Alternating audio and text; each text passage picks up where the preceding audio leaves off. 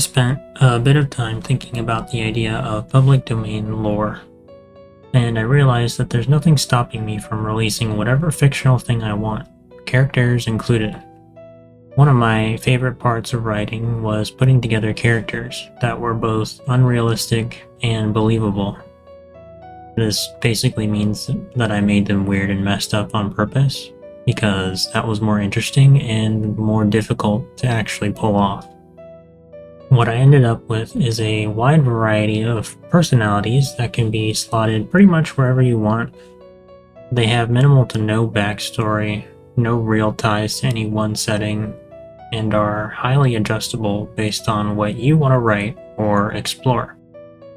I've used some of them in many different worlds with plenty of variation, so it's pretty easy to drop them into whatever you want. I'll begin with the first two characters I made when I started getting into writing, Lyall and Jessica.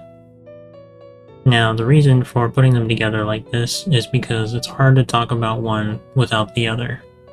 They were made to highlight flaws in each other, and there's a fair amount of friction between them, which is what I thought was the interesting part of writing them. Brief summaries of them before I get too specific.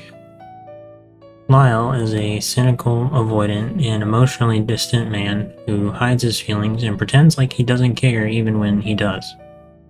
He picks up on subtle cues and is a fairly logical person all around. He avoids danger and trouble, and he's more than willing to argue something if need be.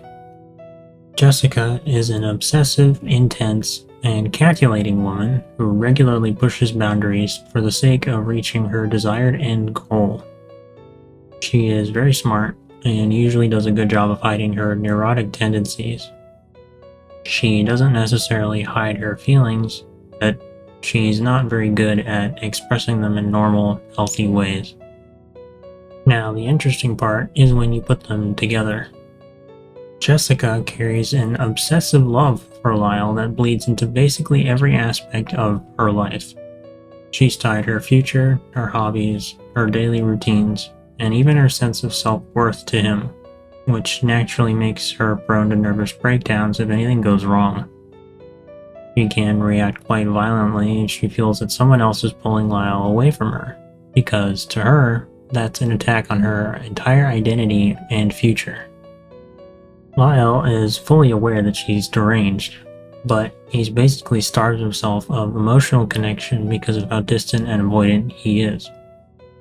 This makes it hard for him to just push Jessica away because she's one of the only people stubborn enough to keep interacting with him despite his coldness. This dynamic only exists because they are both afraid to break this sort of balance between the two. They spend lots of time together, but nothing really changes. Jessica is afraid that pushing too hard will damage her relationship with Lyall, and she doesn't want to take steps forward with him because if it's not what she expects, it could break the fantasy of the future she has in her head. The dream life with him that she holds on to is her comfort. Lyall is afraid of letting someone like her be closer to him because he believes that she'll continue to push for more no matter how much he allows. This is also his fear of emotional vulnerability, which is made worse because Jessica is neurotic. They are both sort of willing to step forward slowly, but neither of them is comfortable enough to try. They're stuck in a sort of emotional deadlock, and nothing seems to really push them into motion. And so they remain, sort of best friends, sort of enemies, mostly just the only consistent thing in each other's lives. A sad state of affairs, but also highly amusing when they bicker.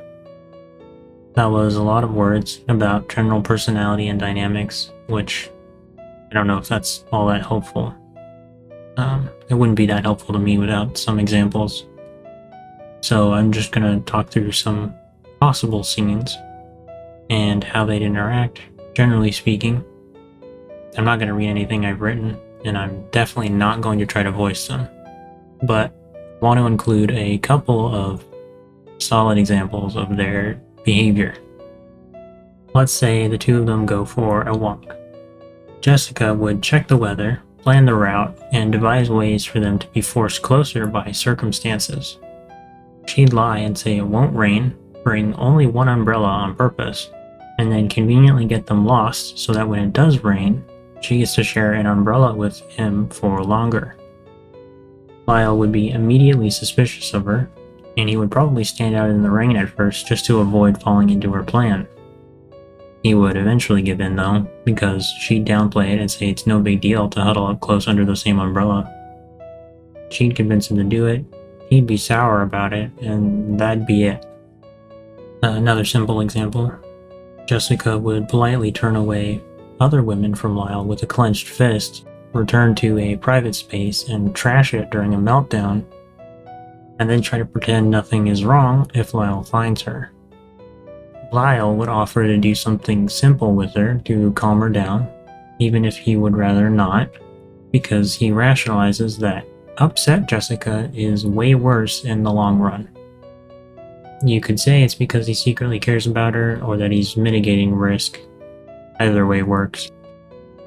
I wrote a lot of slice of life, so my examples are fairly mundane on purpose, but you can take them and drop them into basically any genre or setting you want to. I made Jessica more strategically violent when I put her into dystopia and fantasy, and I made Lyall more willing to cause harm, because the settings kind of demanded that from him. It's really a matter of perspective and how much you want to change their personalities to fit into whatever you do with them. You might have noticed that I did not bring up anything beyond their names and personalities. That's deliberate. I do have my own canon for them. You know, what they enjoy, how they speak, where they grew up, what they look like, all that stuff. But that would kind of ruin it a little bit. Leaving out all the surface details, you can project whatever you like onto the personalities and make them your own, in a sense. In the end, they're just fictional personalities, and they can be changed to fit into any world or any story. If you really want to know the official canon for whatever reason, feel free to ask me. The extra details are unnecessary for these videos, so I won't be talking about them at all when I eventually release other characters into the wilderness of the public domain. And yes, these fictional personalities created by me are public domain as of, I don't know, whenever this video gets uploaded. Take them, break them, change them, use them as is. Doesn't matter what you do or for what purpose. I do ask that you tell me about it if you do anything, but that's just because I'm a very curious person.